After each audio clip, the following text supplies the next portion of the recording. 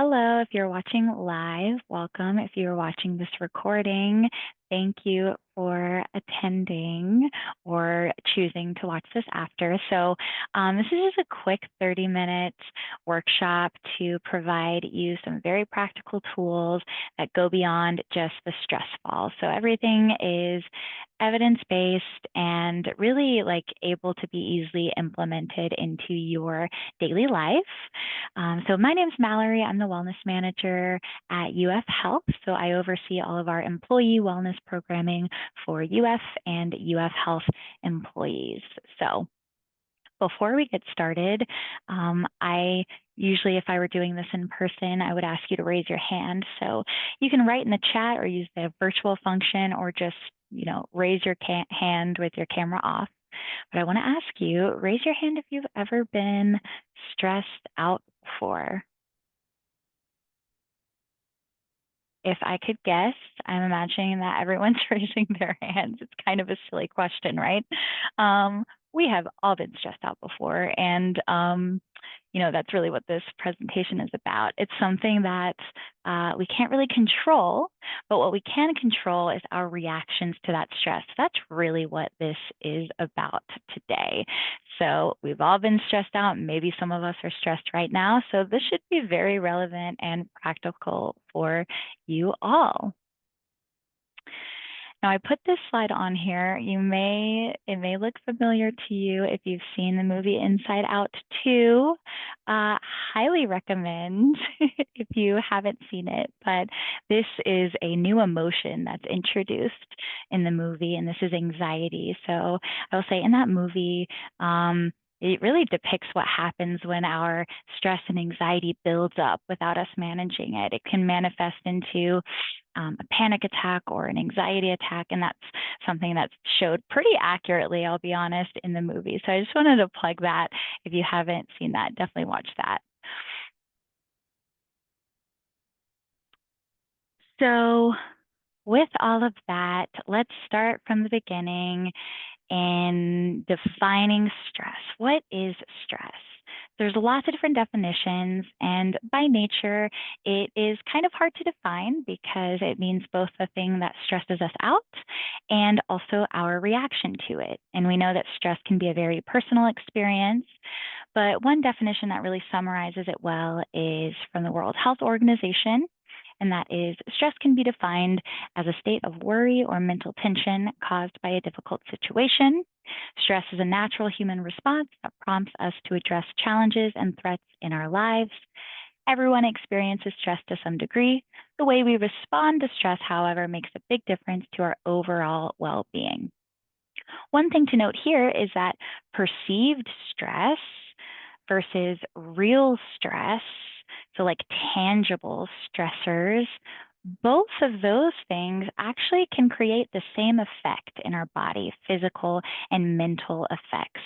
So it just emphasizes the importance of how we think about people and situations can actually directly impact our physical body. So whether it's a perceived or real threat, all of those have the same sort of reactions in our bodies. So let's talk about what those reactions look like. There's two different types of stress. The first one is acute stress. So this is very intense but short-lived, usually 20 minutes or less. You can think of some other examples, but it usually comes from an unexpected situation like, for example, a car accident, witnessing a traumatic event, or that sort of thing. And imagine if you've been in that situation before. Let's just say you're driving through traffic and you almost get in an accident, or you see something. There's just that immediate fear, whatever it is. Think about the things that happen in your body when you experience that. Your heart rate goes up, your blood pressure increases, you may feel hot and sweaty. There's adrenaline. So this is what we consider the stress response. And this acute stress is less harmful to our health and well-being because it's really designed to help us in situations. So this response is designed to hype us up to be able to fight or run away from a thing, a sort of stressor. So, yeah, we're designed to like get through these acute bouts of stress.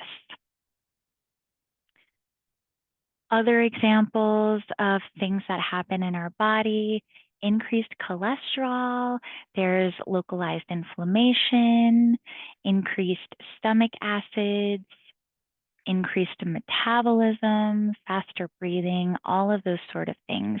Again, designed to protect us in these quick, stressful situations. You've probably heard the example of like back in the day, if we came across a tiger in the wilderness, like this is designed to help us get away or fight that thing. So the other type of stress, which is really what we're talking about and want to emphasize here, is chronic stress. Chronic stress is not as intense as acute stress, but it does last longer in duration. And this comes from unaddressed sort of day-to-day problems that stress us out for months, days, years. For example, maybe a combination of being in a difficult relationship plus challenging a workload, plus maybe you are sick and maybe you have a death in the family. All of these things at once can really create these feelings of chronic stress.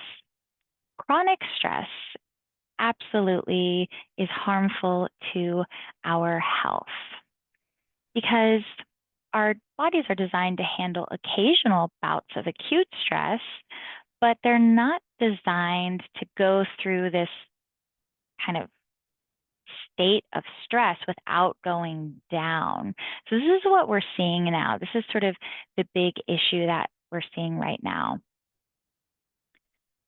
Now, when this happens, when we're feeling chronic stress for a long period of time, our body begins to break down and eventually it can cause a lot of health effects, as I'm sure you all know. So what does chronic stress look like in the body? This is actually the same exact chart as the other one. You're going to see the same sorts of physical effects in the body, not as intensely, maybe like lower levels of these things, but over long periods of time. So increased blood pressure. If you're experiencing increased blood pressure for a long period of time, you might start to see like actual heart problems. If you have, let's see, increased cholesterol or other like blood sugar related things, you may start to over time have a less functioning pancreas, which could lead to diabetes. So you can kind of get the point that our bodies really should not be experiencing these things for long periods of time. This is what we're talking about today. So we know chronic stress is harmful. It can be the direct cause of increased heart rate, increased blood pressure, muscle tension, and so on, and indirectly cause hypertension, chronic pain, suppressed immune system, diabetes, cancer, and so on. In fact, I just want to let you allow this quote to sink in. Chronic stress is a bigger risk factor for predicting heart disease than lack of physical activity. So chronic stress is a bigger risk factor for predicting heart disease than lack of physical activity. Okay, now we know the importance. So in addition to this, there's some interesting new research that's coming out that shows that our mindset about stress can be more harmful than stress itself. So there's two sort of mindsets that you can have about stress. One, that stress is debilitating and should be avoided. I would say that's like the common feeling, like, oh my gosh, how do I not be stressed out? There's this other mindset in that stress is enhancing and should be embraced. So there's research is showing that your mindset and interpretation of stress can change the way that your body reacts to stress. So having this stress is enhancing mindset has a lot of effects. So DHEA, which is a steroid and a hormone, it helps your brain grow from stress and challenges. That's released more when you have that type of mindset. Oxytocin is released. There's less negative health impacts, and so on. There's a study that took sets of students that all had an upcoming exam. One student, they didn't tell them anything, or one set of students, they didn't tell them anything, just, take the exam as you normally would. The other set of students, they basically asked them to like reframe their stress and anxiety as like exciting. Like you're stressed about this exam because you want to do well, and this is an exciting thing. That group actually performed better on the test. So really interesting. I think the bottom line here is that our minds are really powerful, and we can like intentionally and actively choose the way that we think and react to stress. So just keep that in mind when we move along toward our techniques here. I'm going to go a little quickly through these things.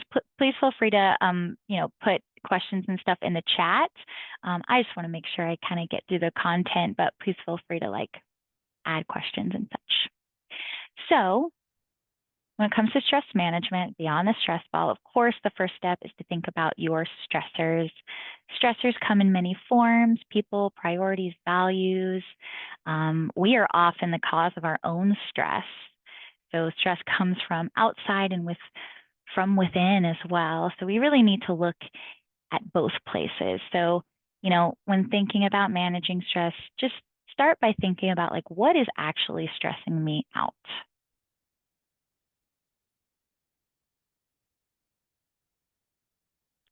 And then we can get into our stress reduction techniques. So we're going to talk about 3 different categories here: cultivating effective thinking, practicing mindfulness, and using relaxation techniques. So when thinking about your stressors, some things to keep in mind: stress is inevitable. We've all experienced it. Many of us are experiencing it now. Because of that, we know that trying to change stressors that are out of your control is a waste of energy. We often spend so much energy stressing out about things that we literally have no control over. Energy is better spent managing our own reactions and taking care of our minds and bodies. So when you think about like what your stressors are, right? Think about, okay, out of those, what can I control? Can I control any of this? Or can I just control my reaction? So that's kind of like the second step there. Also, keep in mind that the formula for a less stressed life is very unique to each individual. You want to find methods that work for you and practice them regularly. There'll be some techniques that we talk about today that may not be up your alley at all, and that is totally fine. You do what works for you. So think about that when we go into the techniques as well. I do want to preface too that a lot of these techniques, some of these might be like new concepts, but a lot of these, like mindfulness and relaxation, these are things that shouldn't come to you as like novel or revolutionary. Like, that this is good for your stress management. So with this workshop, even just use this as inspiration to like actually do those things or actually try them out. Because we often just know what's good for us, but we don't kind of do that next step and put intention behind actually doing it. So keep that in mind as well. On that note, let's start off with cultivating effective thinking. I think this is my favorite technique because I've personally used it myself. What this chart here is showing is essentially the concept of cognitive behavioral therapy, which is very widely researched and used type of therapeutic technique in counseling and therapy services. But you can also practice this on your own. So this is showing that our thoughts directly affects our feelings, which directly affect our actions, which directly affect our results or behaviors. So I guess to better show this, I'm going to share a document real quick so we can kind of walk through this together. So basically, everything starts with our thoughts. And many times, if we have like a negative or stressful thought, it will turn into a negative or stressful feeling, behavior, and so on. So if we can catch when we're having a negative thought and actively put intention behind reframing that thought, we can then change our feelings, our actions, and our results. This is all, again, about like reframing our thoughts and being intentional and kind of catching those negative thoughts. There's a great example here on this handout. So a situation is something that we can't control. Let's say it's like this something that's stressing you out. We can't control it. In this scenario, the situation is a coworker who I'm usually friendly with walked past me in the hallway without saying hello.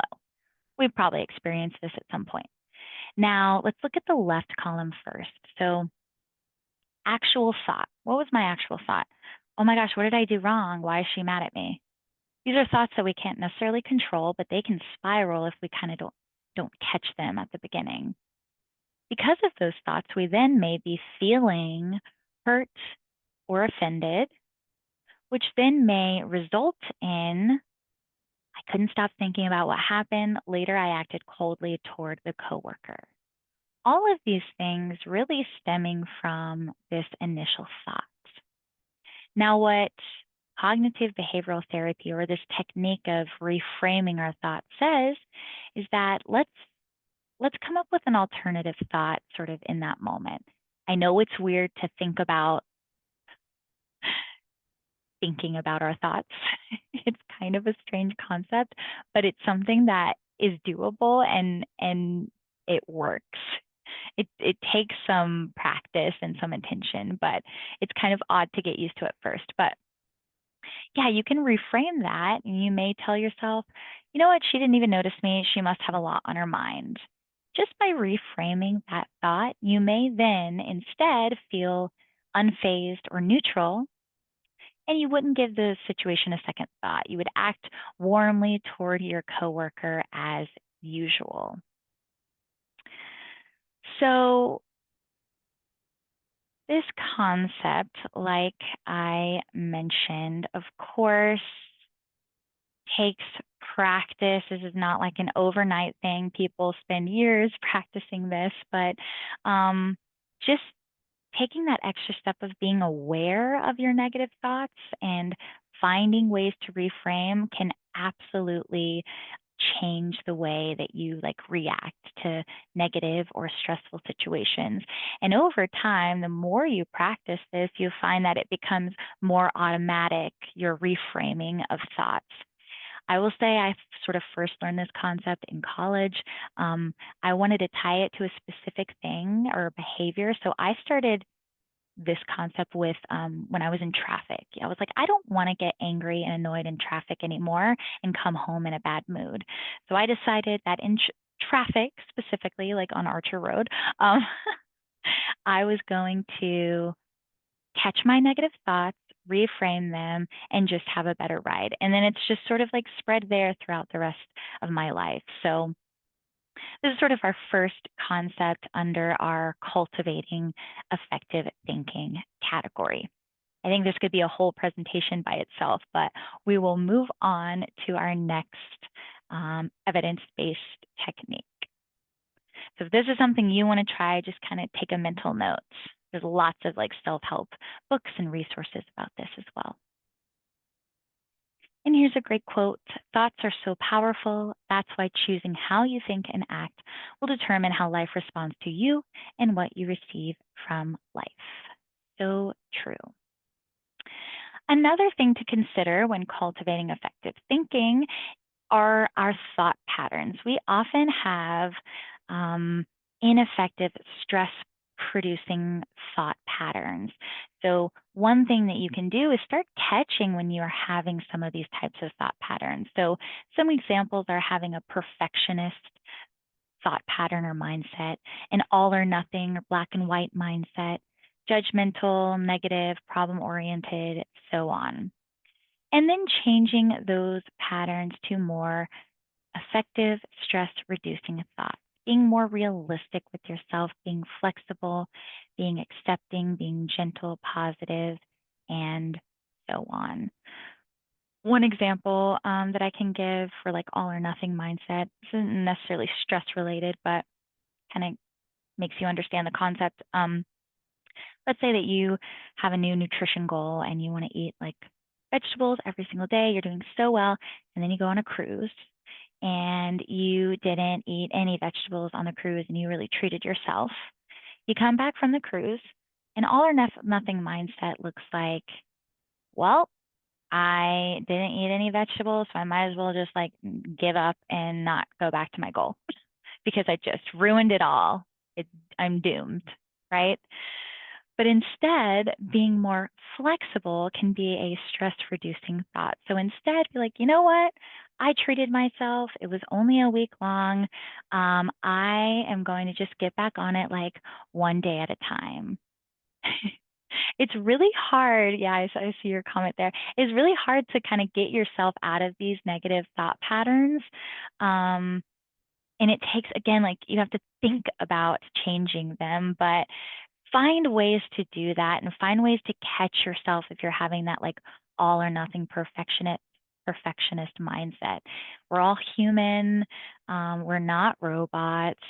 And it's important just in general to just be flexible and gentle and accepting with ourselves. It can keep us more at ease and just less stressed. And our final technique under this particular category is gratitude. I will say there are so many studies about the benefits of gratitude in relation to not only stress management, but just overall happiness and perspective. So, I'm not going to go through those today, but just know that practicing gratitude regularly can improve your sleep, your mood, your immunity. It can help decrease depression, anxiety, difficulty with chronic pain, and so on. So many things.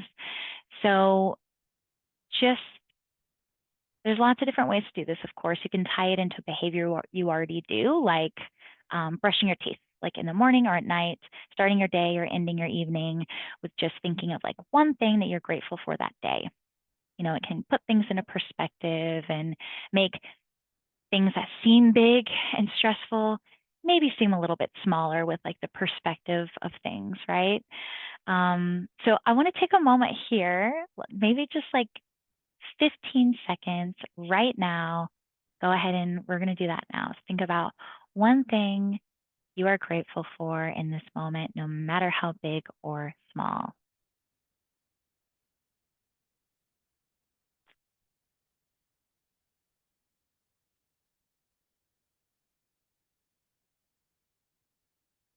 And that's really all it takes. Very easy. You can do it anywhere, anytime. I will say there's some studies that show there's some extra benefits to like keeping a journal and writing them down, maybe like a daily gratitude journal by your bedside. So if you're interested in this, you can look up some ideas, or you can keep it simple and casual, like doing it again, like when you're brushing your teeth or something like that. But so many studies that show the benefits of gratitude. Now, our next category is practicing mindfulness. This is a word that is just thrown around right now. Like, what does it actually mean? So, mindfulness is really just paying attention in a particular way on purpose in the present moment. So, just being fully present, focusing on one thing at a time, not multitasking, using all of your senses, observing without immediately reacting, and so on. Many of us spend our days go, go, go, go, go, multitasking, like, okay, I have free time, so I'm going to answer an email while I'm on a walk towards the car, that sort of thing. So this can be stressful in itself. But a lot of times it's like we end our days like, whoa, this is all a blur. I don't even remember what I did. We find ourselves maybe being not as connected with people in person, and just, again, life kind of going by in a blur. So, that's aside from stress management, but practicing mindfulness really can just help us slow down, like build in downtime into our lives, which is so essential for stress management. So here's some specific ties between mindfulness and stress reduction. I think these are great examples. So mindfulness, it can help you observe without reacting. It increases the cultivation of maybe pausing before responding and decreases reactionary, emotionally fueled responses. It can help us pay attention to our own thoughts and feelings, maybe increasing authentic quality relationships, less mindless behaviors, can help us be fully present in the moment and really soak in joy and gratitude of like everyday occurrences. The enjoyment of just being can help us reduce the feeling of like the constant need to do the next thing. Like let's just appreciate this moment right here and now. Focusing on one thing at a time can increase our efficiency, can decrease anxiety and mistakes that happen when we multitask. And accepting without trying to control, it can help increase focusing on managing yourself and your reactions, decrease wasted energy and frustration. So a lot of what mindfulness is just like self-reflection and realization as well. So we can talk about what it is. How do we actually practice it? Sort of similar to gratitude, you can begin with small actions that you do daily, and then gradually transfer those to like bigger, more challenging parts of your life. One little rule I have, just as an example, I like to, whenever I'm in an elevator, is my rule. No phone. I'm not going to sit on my phone when I'm surrounded by people. That is my downtime to be fully mindful, look at the people around me, maybe give someone a smile, not be on my phone and that sort of thing. And, that's just a little thing, but I find the more little things that you come up with to practice mindfulness, the more it like trickles out and you just start doing it more in general. A lot of people will choose to be mindful with their meals. So instead of eating a meal while you're watching TV, next thing you know, it's gone and you didn't even taste the delicious meal you just spent 30 minutes on. Just focusing on savoring the meal, slowing down, appreciating the flavors and the time that you took to make the meal or purchase the meal. Those little things are ways that you can start practicing mindfulness. And again, just slowing down. And our final category here, this is probably the most common thing when people think of stress management, and those are practicing relaxation techniques. Again, not revolutionary or novel, but oh my gosh, so many studies and evidence that shows how beneficial these things are. So even just simple deep breathing in the moment if you're anxious, taking a moment, closing your eyes, some deep belly breaths can help. There's a technique called box breathing. I'd encourage you to look up. There's some guided videos on YouTube. It's very easy and it was developed by the Navy SEALs to help them relax in stressful situations, which I know they need. Yoga, oh my gosh, yoga has changed my life. That's just a personal thing. I never thought I would be a yoga person, but truly it has been my thing, and is amazing. Building in physical relaxation techniques like building in downtime, time to be bored and do nothing. We don't do that anymore. Going on a walk, meditation. I highly suggest YouTube because it's free. There's so many apps and such, but YouTube would be my recommendation. But all of these things, you really just have to find what works for you. And again, it's that like intention of actually doing rather than just knowing it's good for you. So on that note, finally, we're kind of bringing it back around to this accepting a stress is enhancing mindset. So in addition to all of these techniques today, you can start to choose to see stress as enhancing. So if you're stressed, maybe tell yourself, you know what, I'm stressed because something is happening with something I really care about. you can take the opportunity to recognize and appreciate that thing. You can maybe tell yourself, okay, this is a moment of growth and learning. What is the purpose of this situation? What am I going to get out of this? And then trust that you can handle it. You've handled hard things before, you've handled stress before, you can do it again. So it's kind of giving a purpose to stress and holding the reins on stress and not letting it control you.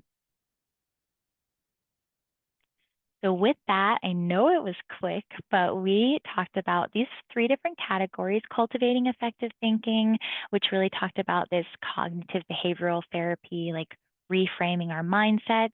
We talked about thinking patterns and gratitude, then mindfulness, and then relaxation techniques like yoga and breathing. I want to end here. I know, again, that was a lot.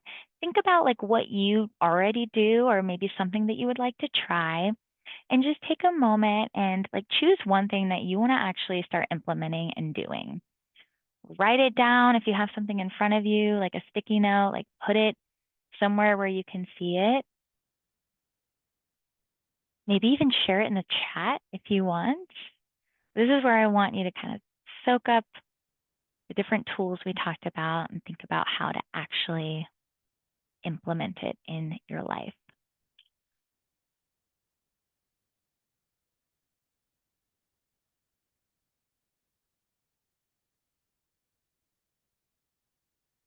Maybe your action item is to do some more research on one of the things that we talked about today as well. Yeah, I like that. Do one thing at a time. It's hard and that's not always possible. I will recognize that. But when you can, what a difference it makes. Just zoning in on one thing,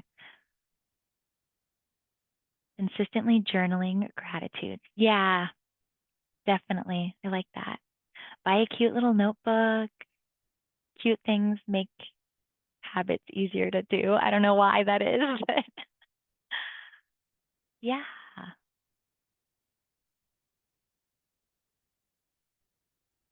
amazing. Whatever it is, again, find what is best for you. Here's some additional resources. So I teach a live meditation every Tuesday from 12 to 12:15 p.m. I also record it and I send it out after. So if you just want like 15 minutes once a week to meditate, this is available to you. Again, YouTube, highly recommend. We've also got lots of wellness challenges and classes and webinars going on, just like this one today, and so on. So just highly encourage you to check out some of those other resources. On that note, that ends our quick workshop today. I hope you learned at least one thing that you didn't know or that you want to try after this workshop. If you happen to have questions or want to learn more about anything, you can email gatorcarewellness@shands.ufl.edu, or you can email me. I know I sent the reminder for the workshop today, so you can absolutely email me after. But other than that, thank you guys so much. Happy Friday. And I hope you all have a wonderful weekend. Practice some gratitude. Bye, everybody.